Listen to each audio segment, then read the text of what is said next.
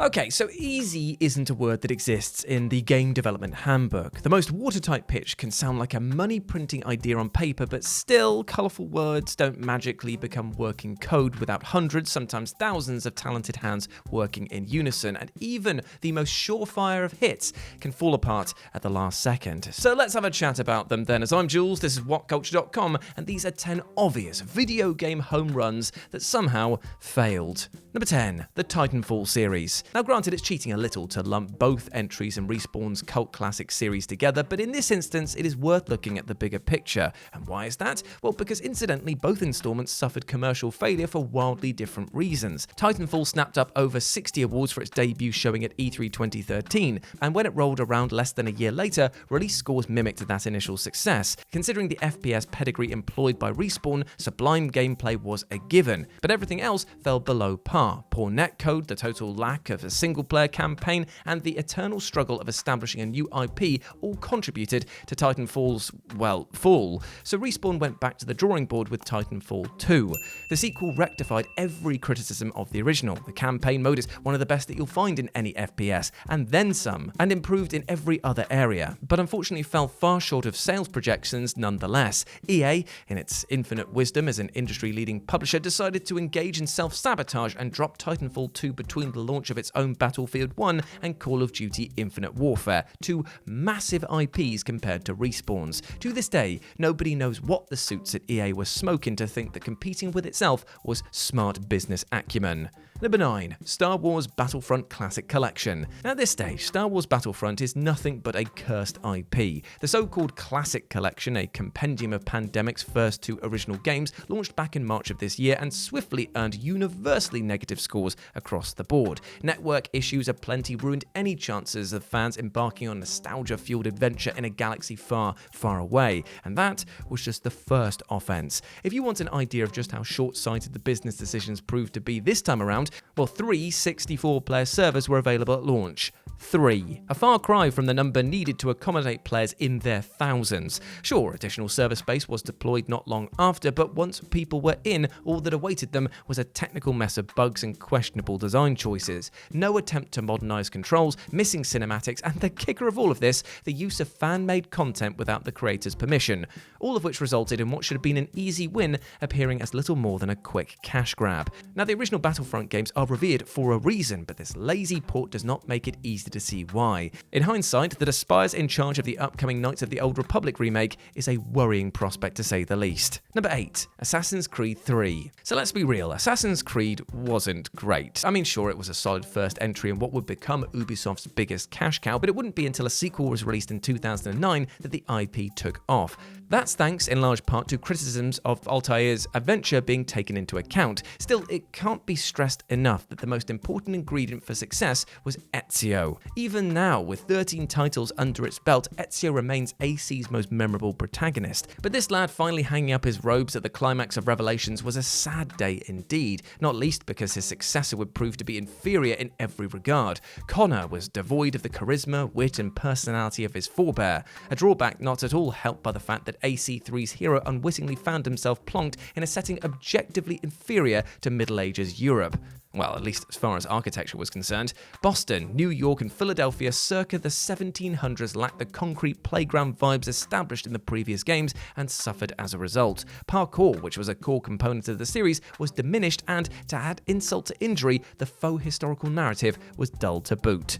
Number 7, Diablo IV. Now, Diablo 4's campaign experience is fantastic. If you count yourself as a casual gamer and the term endgame is alien to you, well, Blizzard's long-awaited sequel will be right up your alley. Unfortunately for the masses who count everything post-credits to be the real meat of what an ARPG has to offer, the world of Sanctuary is sorely lacking. Remember, this series prides itself on replayability, promising untold hours of entertainment grinding for the perfect loot. Get stronger, hit the demon harder. It's a tried and tested gameplay loop as popular today as it was in the 90s, and that's all present and accounted for in Diablo 4, but the problem on launch, and arguably even still to this day, is Blizzard's 21st century approach to endgame design. design. Tree of Whispers, World Tears, Altars of Lilith, Renown. There's plenty of content to engage with in the endless pursuit of power, but none of it is exciting. To be as blunt as possible, no individual portion of the gear treadmill feels organic. Couple uninteresting design with boring incremental loot upgrades, and it's little wonder why Blizzard has spent the better part of a year attempting to rectify its mistakes for hardcore audiences.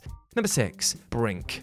Billed as a harmonious amalgamation of strategy, freedom of movement, and tight shmup gameplay, Brink looked primed to deliver a revolutionary competitive experience back in the early 2010s. Smashing together DNA from Mirror's Edge, Call of Duty, and Team Fortress 2 to form a cohesive experience was always going to be an ambitious aspiration. And despite topping most anticipated lists all over the shop before release, Human Head Studios ultimately fell foul of biting off more than it could chew. Not that there was anything inherently wrong with the end product. Contemporary reviews near unanimously agreed that what Human Head shipped showed ample promise that could be built upon with future updates. The problem was that it was unfinished and lacked any semblance of balance critical to ensuring the longevity of what was primarily intended to be a competitive team-based affair. Games like these live and die based on the level of post-launch support afforded to them. Brink received very little and suffered as a result. Now technically it's still playable, official servers still remain live, but you'll be hard-pushed to find another human on them. Number 5. Final Fantasy XIII. Final Fantasy XIII, much like its central character's namesake, was supposed to be lightning in a bottle. Thanks to two stellar, critically acclaimed predecessors in Final Fantasy X and XII, Square was on a streak of success with its flagship IP, and even had the added benefit of releasing the 13th installment on next-gen hardware to generate additional hype.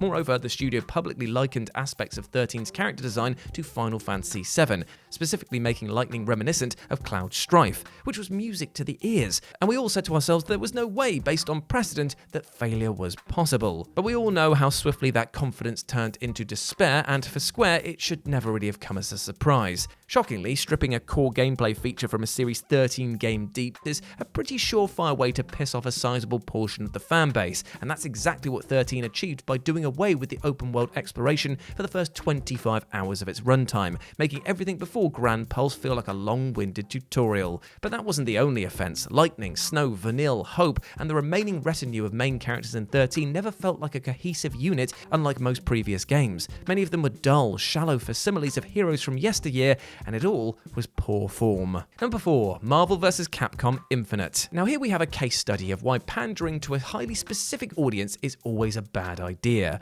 Marvel vs. Capcom Infinite, just like its forebears, was supposed to be a celebration of the characters belonging to both studios in balls-to-the-wall fan service like no other. What it ended up being, though, was a thinly veiled attempt to capitalize on the success of the MCU by omitting a huge number of popular Marvel mainstays that had yet to appear in Disney-owned live action. Now there's a reason, after all, that Captain Marvel and Iron Man found themselves the poster child for this entry in the series. Frustratingly, the nuts and bolts of Infinite were mechanically pretty sound and arguably superior in some ways to MVC3, though that did come at the expense of no fan-favourite X-Men appearing on the roster. The AWOL status of Charles Xavier's gifted children, combined with character models and animations straight out of Uncanny Valley territory, led to Infinite earning the unwanted status of being the rogue of the family. Unsurprisingly, there's been no talk of sequels since, and judging by Infinite's poor sales, Capcom's going to think twice before revisiting what was once the best crossover series in gaming. Sad times. Number 3. SimCity 2013. Now, if there's any overarching theme to be gleaned from this video, it's that EA has an ability to do itself over which is unparalleled in the gaming space. 2013 SimCity was supposed to be a grand modernization of the seminal city building series that kickstarted itself in the late 80s. And leading up to the release, everything looked fine. SimCity looked the part and finally transitioned itself to fully 3D environments, and also aimed to provide unparalleled immersion via the introduction of multiplayer. City owners were able to establish concrete playgrounds in the same space and coexist, or the opposite if you were role-playing as a ruthless asshole if you so wished. But looks aren't everything, because when the doors opened to the public in 2013, no disaster relief team on the planet could save this digital landscape. Egregious technical issues completely engulfed the post-release conversation. Only fueling the inevitable hate train headed straight for EA HQ was the revelation that an internet connection was mandatory to play, even if the player wanted to go solo. Not being able to save progress offline and total network outages attributed to server overload and resulted in a messy launch that Maxis never really recovered from, leading to its closure in 2015. Number 2. Anthem. When even the staff responsible for creating a game haven't the foggiest idea of what it's about, that should be the first sign that trouble is brewing, and that is exactly what happened with BioWare's first foray into the live service market. The final result, without hyperbole, ended up being one of gaming's biggest ever blunders. Anthem was supposed to stand shoulder to shoulder with Bungie's Destiny as the ultimate offering of an always online, evolving world, which, to be fair, it's achieved, sort of. The issue, thanks to the lack of foresight, as well as arrogance on the behalf of BioWare's management that it could do no wrong, was that Anthem didn't know what it wanted to be, let alone its creator. It was only when the IP was officially announced at E3 2017 that BioWare staff realized what they were seeing on screen was the very same game they were working on, and by then, it was already too late to ship anything resembling the tech demo. What did ship in 2019 was a disjointed mess of ideas with no direction and a worrying lack of content. Jason Schreier's 2019 expose for Kotaku provides an excellent in-depth breakdown of events that preceded one of gaming's biggest blunders, but suffice to say, Anthem was doomed from the word go. And number 1, Cyberpunk 2077. Okay, so living up to expectations is never easy. CD Projekt Red had a figurative Everest to climb following up on The Witcher 3, with something as grand and ambitious in scope, and indeed folded under pressure as a result. Accounting for the disastrous post-launch, it's easy to forget how much hype followed Cyberpunk 2077's pre-release. The dystopian action RPG was hailed as the second coming in gaming before it even went to print. If nothing else, such assuredness only spoke to the quality of Geralt's video game adventures. This science fiction romp eventually manifested in 2020 and only a travesty followed. Initially downplaying accusations of cut content, game-breaking bugs and poor performance on last-gen hardware,